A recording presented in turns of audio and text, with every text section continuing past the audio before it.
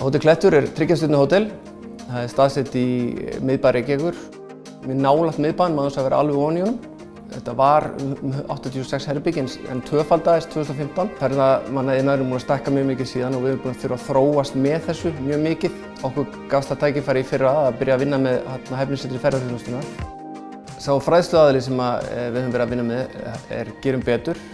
Við fengum ráðgjafa að láni sem kom hérna og vann með okkur í þessu verkefni.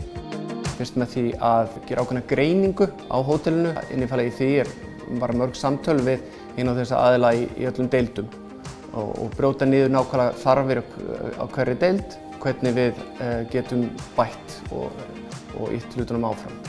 Sú analýsing sem við fengum var eitthvað sem við getum brotið niður og komið inn í okkar eigin kerfi.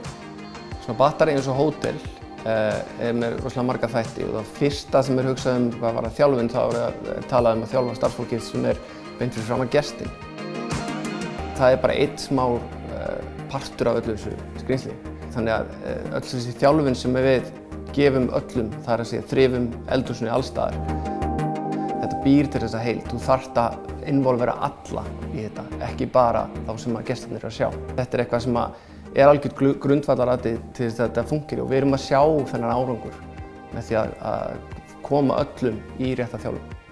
Samstarfið fór alveg rosalega vel af stað. Það vel að fyrstu 3 mánuðina þá voru haldin það bil 10 námskeið.